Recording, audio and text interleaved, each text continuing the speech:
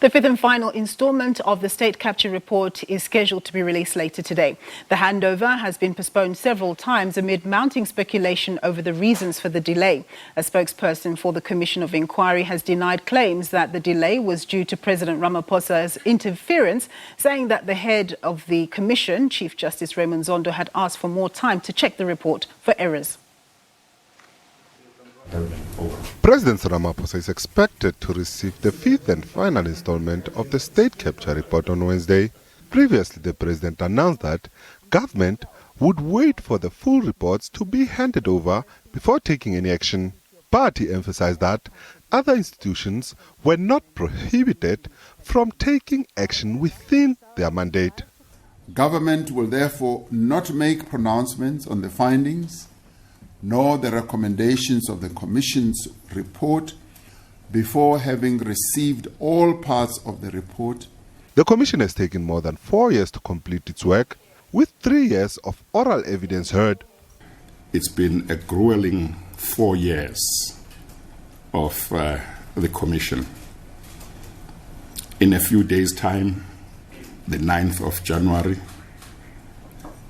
we will complete 4 years since the announcement of the establishment of the Commission. The final installment of the report has already caused a great deal of confusion and suspicion before its release due to multiple delays in handing it over to the presidency and making it public. Ntlantla Khatlani, SABC News, Johannesburg. Well, for more on this, I'm joined by SABC's political editor, Mzwandile Mbeje. Thank you very much, Mzwai, for joining us again.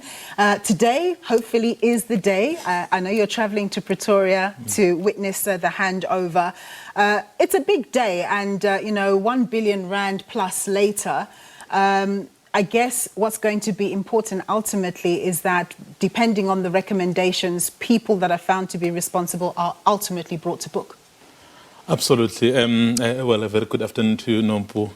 Yeah, it feels like yesterday. I remember very well the first day when the sittings happened. I think that was in August 2018, and I was one of those people who were there to report first. And on the final day, I'm the one who's going there as well. So that tells you it's been a long journey. But I think the question South Africans will be having, Nompu, is, after all these years, after all the money, after all the efforts, was it worth it? I think that is the question. And knowing that so many people came, so many gave evidence, so many were implicated. So the next question again is, what is going to happen? I can already tell you now, we have seen in the past reports, Nombo, that some of those who are implicated have just made it clear they are taking it on judicial review. As much as the report will come out today and say whatever it will say, it's not over yet. So we're going to see a situation of so-called Stalingrad tactics with this report, and people who should be brought to book may never be, or it will happen much later. To some, I think it will happen much later, but to others, it may never be. I wouldn't put it the way you did, to say Stalingrad, because they are allowed. Our constitution does allow whoever will be implicated to challenge it. Yes. So that is perfectly normal. But the fact of the matter is that this should be a lesson, I think, going forward, that as a country, we should always be mindful of what is it that we are doing. If indeed the report concludes that there was a state capture, so it basically is saying to the country, take a back seat, reflect. What do you want to be? Where do you want to go? Where are you now? That is the question that must be answered going forward. But then the problem that we have in South Africa right now is that there's a whole credibility question around our current president and around the ANC, in fact. Yeah. And whatever recommendations are there, they have to be carried out by the administration and obviously the law. So what happens thereafter? People are tired. They don't believe in the system anymore. They don't believe that the system works for them. Oh, yes. In fact, talking about the issues around credibility, the president himself of the ANC at the commission, he was very clear to say, I sit here and knowing very well that my organization, the ANC, is accused number one. So basically, that tells you the work that still needs to be done. That's why I said to you, Nombu, this will be an opportunity, particularly for those entrusted with governing us, to reflect, to say, are we doing what our Constitution requires of us to fulfill the mandate of bettering the lives of South Africans? So are our actions individually and collectively going towards that direction?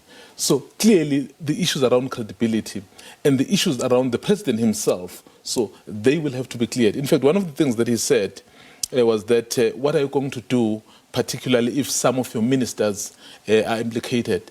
He said he will take action. But the question is, so do you take action if someone is challenging that report? What if it's found that he didn't do anything wrong?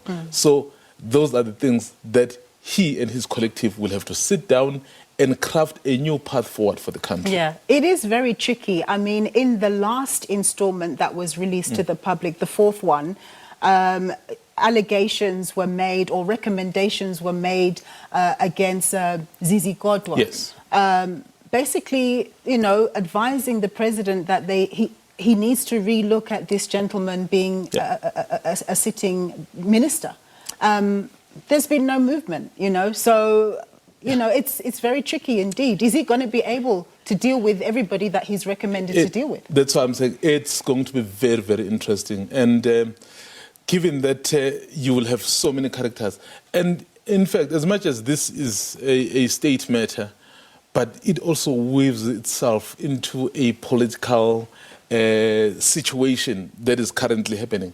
I mean, we cannot wish away the fact that in the next 6 months there'll be an ANC elective conference where the new leadership is going to be elected. And of course, whatever the action that the president takes, of course, he may not say, I'm doing this because of December, but he will have to calculate his political moves, because some of the things that you want to achieve, you have to have the vehicle, and that vehicle is a political organization. So do you do that which will make you lose that vehicle in order to achieve what you do, or you play your cards very wisely so that you are able to get there? So those are the questions. Some of the people may be his key allies in the build-up to December.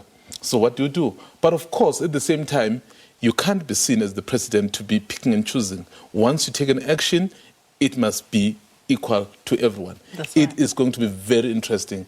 In fact, I can't wait for this report. I know it's very long. It's 1,824 pages. That's what the commission is saying. I think the meat of it will have it tomorrow. I think today we'll just talk about it being released. But in terms of the detail and what is happening, we'll have an idea tomorrow. Indeed. Thank you or late today. Yeah. Yeah. Thank you so much, Mzwandile. Always a pleasure talking to you. And my colleague, Mzwandile Mbeje, he's the political editor here at the SABC.